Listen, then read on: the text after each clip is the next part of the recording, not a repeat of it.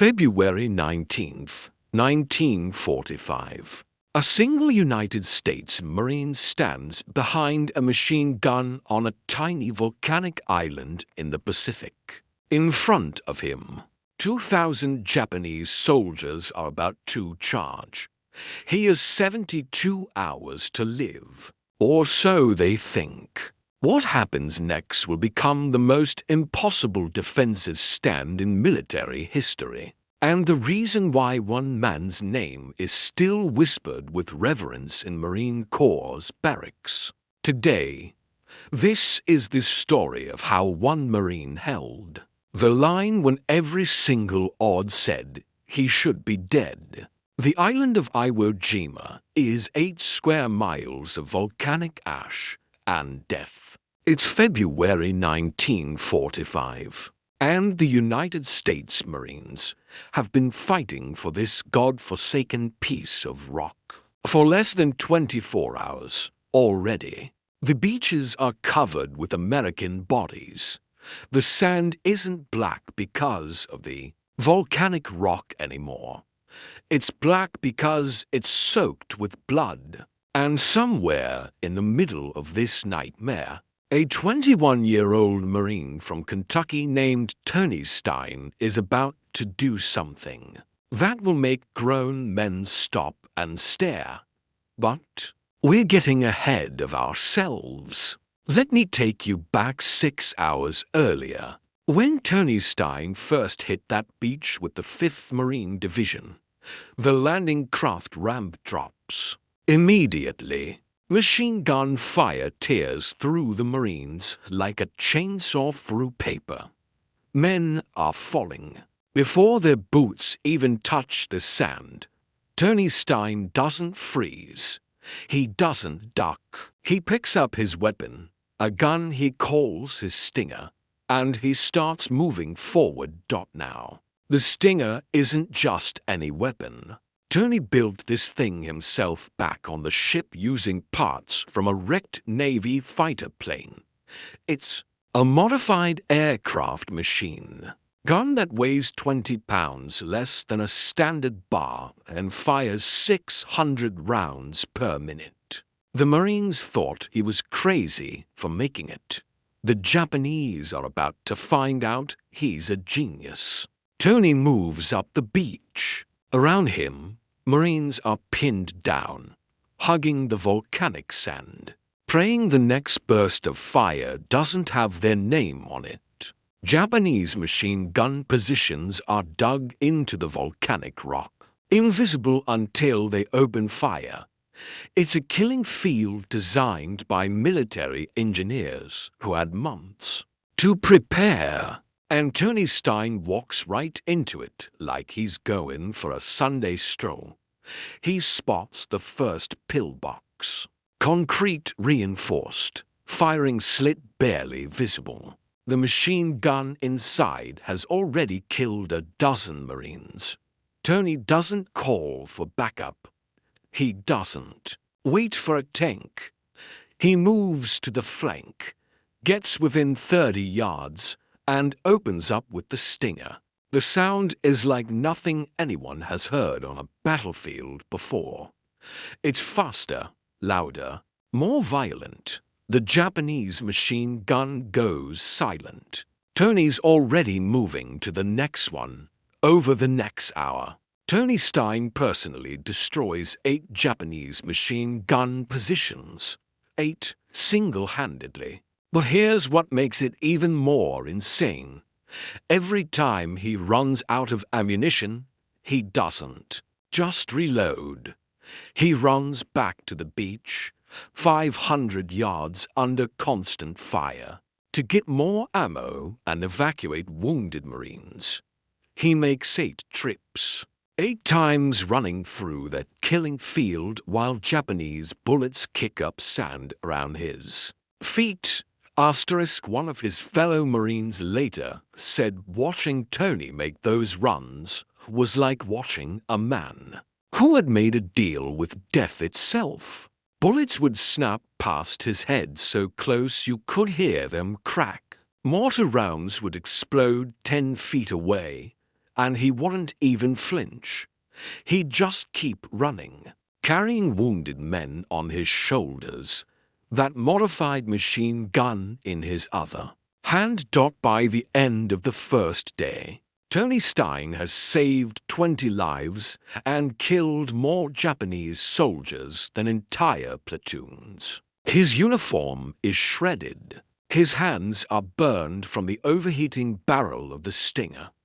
He's got shrapnel wounds in 3 places he hasn't even noticed yet, and he's just getting started.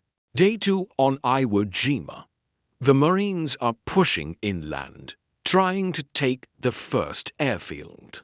The Japanese defenders have had months to turn this island into a fortress. They've got miles of tunnels, hundreds of hidden positions, interlocking fields of fire that turn every advance into a bloodbath. The Marine commanders are realizing this isn't going to be a 3-day battle. This is going to be a month-long meat grinder. Tony's unit is tasked with taking a ridge that overlooks the airfield. Intelligence says it's lightly defended. Intelligence is wrong. The moment they start moving up the slope, all hell breaks loose. Machine gun fire from 3 directions. Mortar rounds landing so close the concussion waves feel like getting punched in the chest by an invisible giant. Men start dropping immediately. The unit goes to ground. They're pinned. Can't move forward. Can't move back. And that's when Tony sees it. A Japanese machine gun nest about 60 yards up the ridge, positioned perfectly to cut down anyone who tries to advance. It's already killed 5 Marines. The lieutenant is screaming into his radio for tank support, but the tanks are stuck on the beach dealing with their own problems.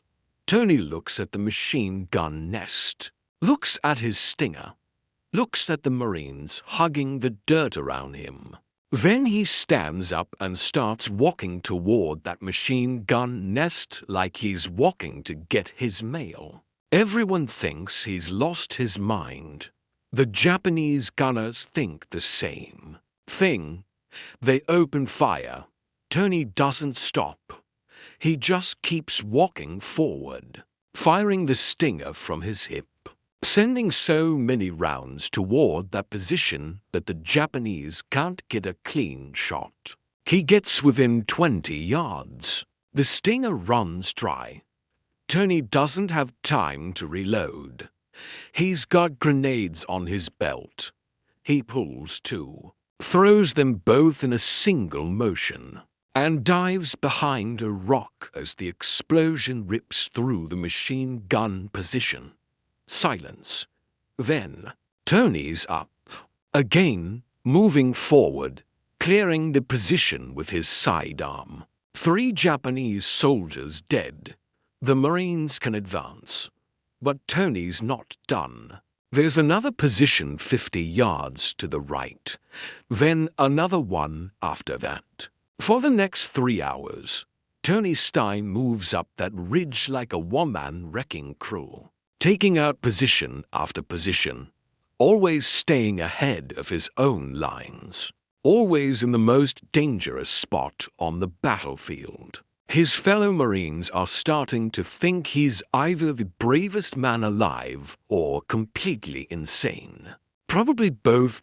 By nightfall on day 2, Tony has personally destroyed another dozen enemy positions. He's been wounded twice more, both times refusing medical evacuation. His commanding officer tries to order him to the rear. Tony looks at him and says, "Sir, with respect, there's still work to do." Then he goes right back to the line. That night, the Japanese launch a counterattack. They've been doing this every night since the invasion started. They wait until it's pitch black. Then they come screaming out of their tunnels with bayonets and swords. trying to break through the Marine lines through sheer terror and violence. Most of these attacks fail, but they always kill Marines. Always. Tony is on watch when he hears them coming. The sound of hundreds of boots on volcanic rock. Getting closer in the darkness. He can't see them yet, but he can hear them, screaming, chanting, getting closer. He wakes up the Marines around him, tells them what's coming. Then he positions himself at the front of the line with his stinger and waits. They come out of the darkness like demons. 50, 60, maybe 70 Japanese soldiers, bayonets fixed, officers waving swords, screaming at the top of their lungs. They're trying to overwhelm the Marine position through speed and aggression. Tony opens fire. The stinger lights up the night like a strobe light from hell. Japanese soldiers start falling, but they keep coming. The Marines around Tony open fire. It becomes a point-blank firefight in the dark. You can't see who you're shooting at. You just aim at the muzzle flashes and pray. Hand grenades are going off. Men are screaming. It's absolute chaos. And right in the middle of it, Tony Stein is standing upright, firing controlled bursts, calling out targets, directing fire like he's at a training range instead of fighting for his life in the dark. The attack breaks after 15 minutes. The Japanese fall back, leaving dozens of bodies in front of the Marine lines. Not a single Marine was killed. 3 were wounded. One of them later said Tony Stein killed at least 20 Japanese soldiers by himself in that 15-minute period. Said he'd never seen anything like it. Said watching Tony fight was like watching a machine designed for one purpose: destroying the enemy. Day 3. March is underway across the island. The Marines are taking horrific casualties, but they're gaining ground. Mount Suribachi, the volcano at the southern tip of the island, is going to be taken soon.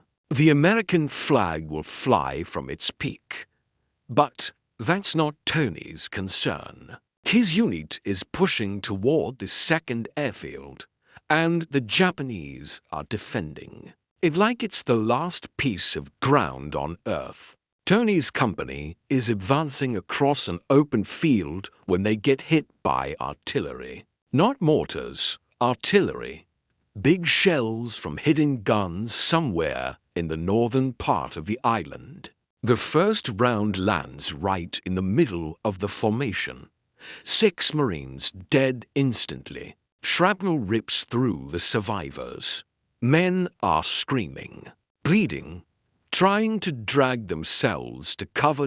Tony is one of the first ones hit. A piece of shrapnel the size of a playing card tears through his left side, just below his ribs. The pain is immediate and absolutely overwhelming. He goes down hard. The corpsman runs over, takes one look at the wound, and tells Tony he needs to get to the aid station immediately. This is a ticket off the line. A legitimate, honorable wound that will get him evacuated to a hospital ship. Tony looks at the corpsman, looks at the wound. Then he looks at his Marines, still pinned down in that field, still getting hammered by artillery. He tells the corpsman to wrap it tight and give him morphine. The corpsman argues. Tony isn't asking. The corpsman does what he's told. Wraps the wound so tight Tony can barely breathe. Gives him a shot of morphine and watches in disbelief as Tony picks up his stinger and starts moving forward again. The pain is extraordinary. Every step feels like someone's stabbing him in the side with a hot knife. The morphine helps, but not much. Tony doesn't care. His Marines are in trouble. That's all that matters. He moves toward the sound of the heaviest firing, finds the forward observer calling in coordinates for their own artillery support, and asks where the Japanese artillery is coming from. The observer points to a ridgeline about 800 yards away, says there's at least 2 guns up there, maybe 3, dug in deep. Says they've been trying to take them out for an hour, but can't get close enough.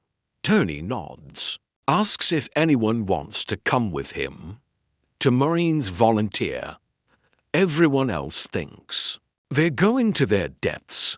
The 3 of them move across that field under fire. Artillery shells are still coming in. Small arms fire from hidden positions. It's suicide. But Tony navigates through it like he can see the bullets before they're fired. He finds dead ground, uses shell craters for cover, moves fast when he has to, freezes when movement would get them killed. The 2 Marines with him later said following Tony across that field was the most terrifying and safest thing they did in the entire war. Terrifying because of where they were going. Safe because Tony seemed to know exactly where every bullet was going to go. They make it to the base of the ridge. Tony's wound is bleeding through the bandage now. He can feel it, warm and wet against his side. He ignores it. The 3 of them start climbing. The ridge is steep. Volcanic rock and loose ash. Every step is an effort. Tony's breathing hard, each breath sending spikes of pain through his side. They get to within 100 yards of the artillery position. Tony can see it now. 2 Type 90 to heavy machine guns and a 70mm battalion gun, all positioned behind a earthen berm with a perfect field of fire down onto the American advance. There's at least 20 Japanese soldiers manning the position. Tony's got 2 Marines and a machine gun that's running low on ammo. He doesn't hesitate. Tells the other 2 Marines to flank left, wait for his signal, then hit them from the side. He's going straight in. They think he's joking. He's not. Tony starts moving forward, using every bit of cover, getting closer. 50 yards, 40, 30. Then he steps out into the open and opens fire. The Stinger tears into the position. Japanese soldiers scatter. Some go down immediately. Others dive for cover. The confusion lasts maybe 5 seconds. Then they start shooting back. Tony's in the open, completely exposed, trading shots with 20 enemy soldiers. It should be over in seconds, but the 2 Marines on the flank open up, catching the Japanese in a crossfire. Now they don't know where to shoot. Tony advances. He's firing, moving, reloading without breaking stride, gets to within 20 yards of the position, throws his last 2 grenades. The explosions rip through the artillery position. Tony's still advancing. The Japanese break. Some try to run. Some try to surrender. Some just stand there, too shocked to do anything. Tony and the 2 Marines clear the position in under a minute. The artillery is destroyed. The machine guns are silent. 15 Japanese soldiers are dead. The Marines take 5 prisoners. Tony's sitting on the berm, bleeding, exhausted, and grinning like he just won the lottery. One of the Marines with him asks if he's okay. Tony says he's fine, just needs a minute. Then he pauses. Out. He wakes up in an aid station. A doctor is working on his wound, cursing about Marines who don't know when to quit. Tony tries to sit up. The doctor pushes him back down, tells him he's done. He's being evacuated to a hospital ship. Tony argues. The doctor tells him if he doesn't stay down, the wound is going to kill him. Tony finally agrees to rest for about 6 hours. Then he walks out of the aid station and goes back to his unit. His commanding officer sees him coming and just shakes his head. Doesn't even try to send him back. Knows it won't work. Tony Stein is staying on the line until this island is taken or he's dead. Those are the only two options. For the next 6 days, Tony continues to fight. He's wounded 2 more times, takes shrapnel in the leg, gets a bullet graze across his shoulder. Each time, he refuses evacuation. Each time. The corpsmen patch him up and watch him walk back to the fight. By now, every Marine in the 5th Division knows his name. The Japanese know it too. They've started putting a bounty on him. Any soldier who kills the Marine with the stinger gets a promotion and a case of sake. March 7th, 1945. Tony's unit is pushing toward the northern end of the island. The fighting has gotten even worse.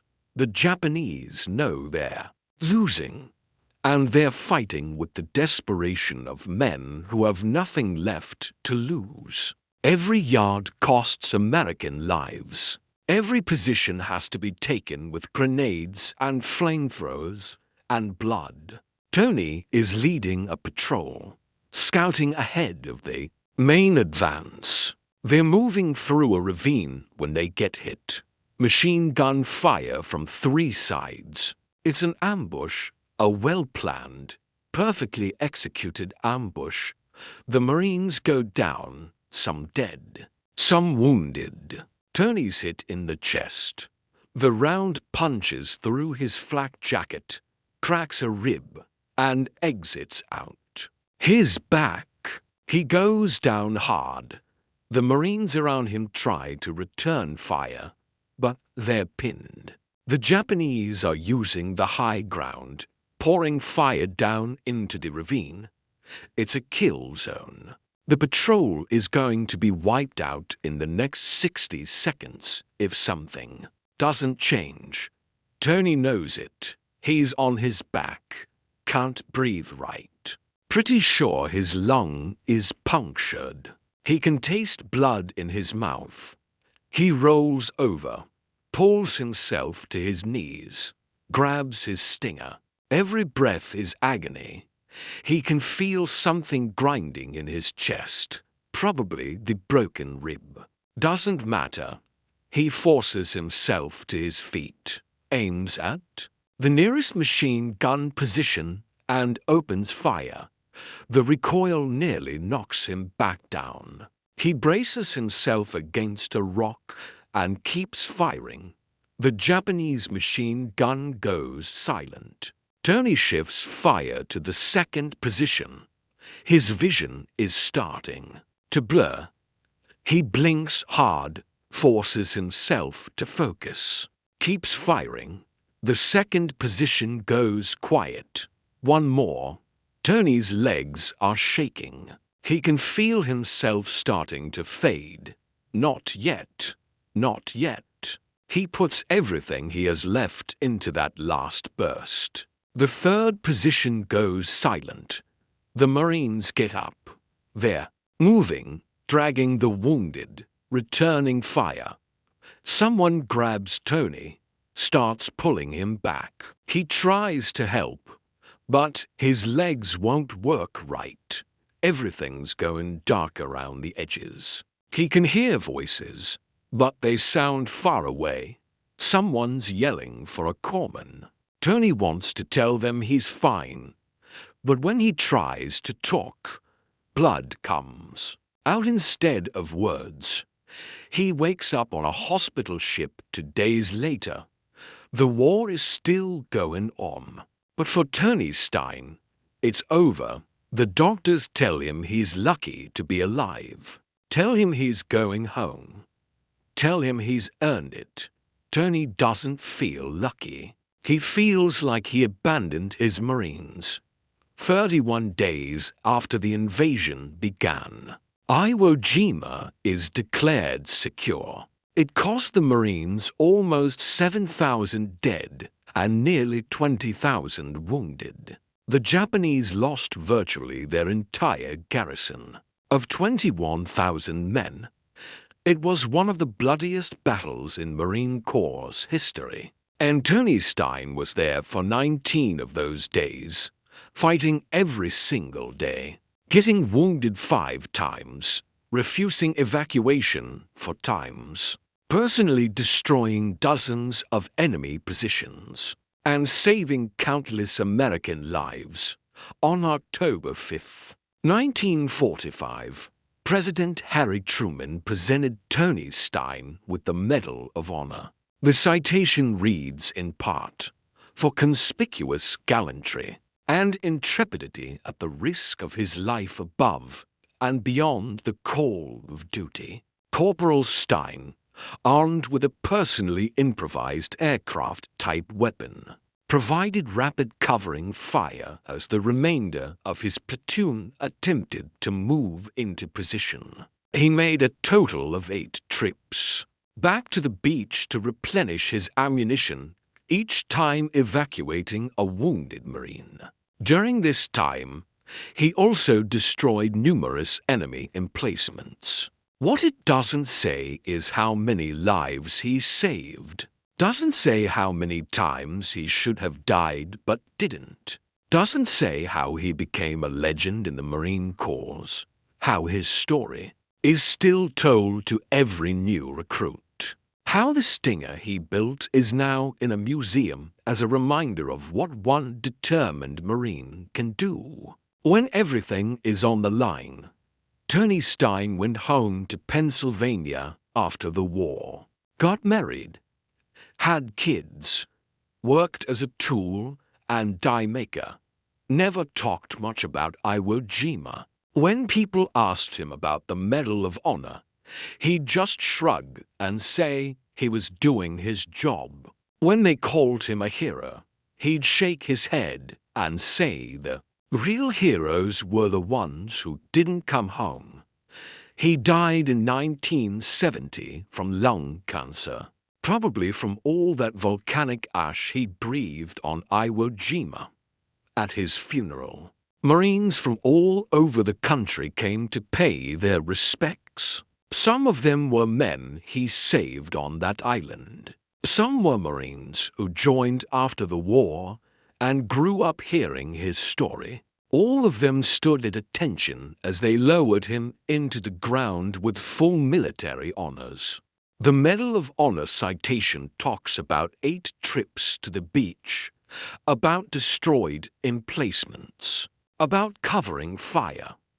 But what it really represents is something simpler and more profound. It represents a young man from Kentucky who looked at impossible odds and decided they didn't apply to him, who saw his fellow Marines in danger and decided that was unacceptable, who got knocked down 5 times and got up 6 times, who built his own weapon because the standard issue wasn't good enough, who fought like the enemy was personal.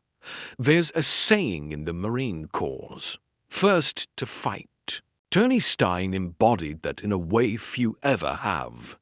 He wasn't the biggest Marine, wasn't the strongest, wasn't even supposed to be on that island. He volunteered for the assault unit when he could have stayed in a support role, chose to be in the Most dangerous place on Earth because that's where he thought he could do the most good. 2,000 Japanese soldiers, 3 days, 1 Marine. Those numbers don't make sense. They shouldn't work, but they did because Tony Stein decided they would.